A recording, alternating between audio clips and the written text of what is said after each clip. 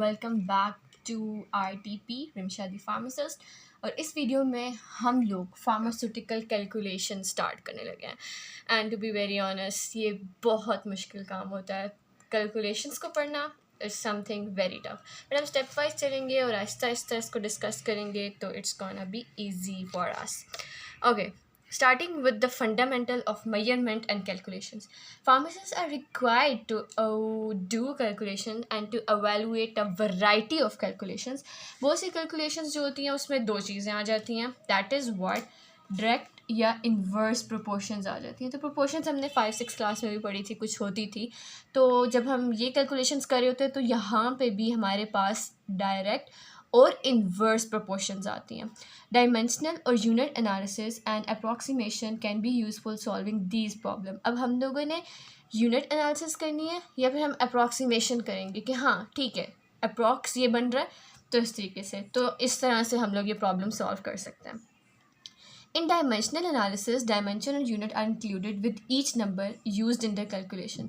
जब हम लोग dimensional analysis करते हैं तो उसमें हम लोग numbers को लेके आते हैं, unit आ जाता है उसके साथ, ठीक है। Unit common to the numerator and denominator may be cancelled and the remaining unit provide the unit for the final answer.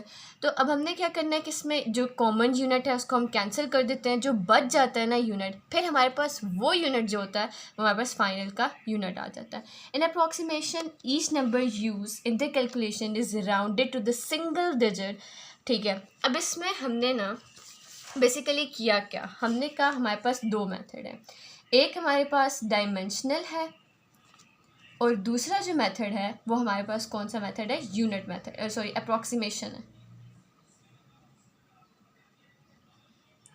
जो डायमेंशनल मेथड होता है ना उसमें हम कहते हैं कि जो हमारे पास डिनोमिनेटर है न्यूमरेटर है उसके जो कॉमन यूनिट होते हैं वो फॉर एग्जांपल कैंसिल हो जाते हैं। एंड हमारे पास फॉर एग्जांपल यहाँ पे केजी भी था, ये बहुत लेम हो रहा है आई नो, बट हम लोग सिर्फ इसको समझने की कोशिश कर रहे हैं तो ये आ जाता है। और जब हम लोग बात करते हैं ना किस चीज़ की, अप्रॉक्सीमेशन की, each number in the calculation is rounded to the single.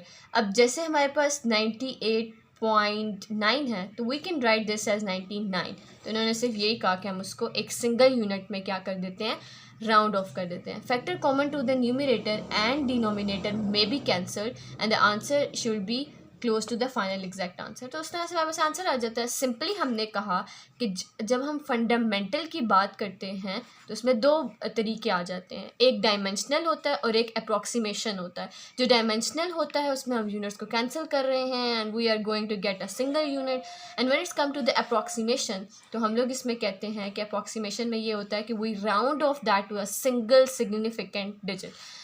अब हमारे पास रेशियो एंड प्रोपोर्शन आ जाती है, which is going to be a lengthy thing, but इस वीडियो में हम सिर्फ रेशियो को डिस्कस करेंगे कि रेशियो क्या होती है। The relative magnitude of two quantity is called ratio, clear, which is expressed as a fraction. और इसको हम as a fraction, we know this कि हमने पहले भी पढ़ा हुआ है और हमें पता है कि रेशियो क्या होती है। अब हमने कुछ इन्होंने बेसिक प्रिंसिपल बताए हैं कि कैसे हम अप्लाई करते हैं। जब दो टर्म रेशियो की मल्टीप्लाई होती हैं, डिवाइड होती हैं सेम नंबर से, तो value of the ratio is unchange, तो उसकी वैल्यू अनचेंज रहती है। जैसे अगर हम इसको भी 2 से मल्टीप्लाई करें, इसको भी 2 से मल्टीप्लाई करें, एट द एंड हमारे पास आंसर वही आता है। That is very simple I guess. अगर हम एक ही चीज़ से मल्टीप्लाई कर रहे होते हैं तो हमारे पास चेंज नहीं होता। 1/3 को अगर एक ही नंबर से मल्टीप्लाई हो रहा है, we are going to get 3/6। इसके दोबारा कटिंग करेंगे तो 3 1 3 2, तो we are going to this again. तो अगर हम एक जैसे नंबर से मल्टीप्लाई करते हैं तो सम बट इसके ऊपर कोई फ़र्क नहीं पड़ता। अब ये आगे जाके घुमाएंगे ना, इसलिए आपको भी सिंपल करके बता रहे हैं। Two ratio with the same values are equivalent, equivalent ratio have equal cross product and equal reciprocal. तो अब ये जो हमारे पास 2 रेशियोज़ होते हैं जिसकी सेम वैल्यू होती है और इक्विवेलेंट होते हैं, तो हम लोग कहते हैं कि इनका जो क्रॉस प्रोडक्ट होता है वो इक्वल आता है। जैसे अब ये इक्विवेलेंट रेशियो बन गई थी हमारे पास 1/3 और 2/3, जब आप उसका क्रॉस प्रोडक्ट करोगे, ये फैक्ट नंबर 2 इधर डिक्लेयर हो रहा है कि 6 1 6, 3 2 6, तो ये इक्विवेलेंट रेशियो का क्रॉस प्रोडक्ट एक जैसा आता है।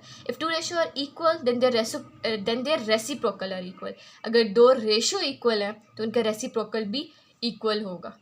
That is simple, easy and whatever. यहाँ तक रेशो के 3 फैक्ट हमने डिस्कस किए, और हमने थोड़ा सा ये भी पढ़ा कि हमारे पास 2 तरह के मेथड होते हैं, एक डायमेंशनल होता है and the second one is approximation. You all are requested to subscribe to my channel so that I can upload more frequently. That's all.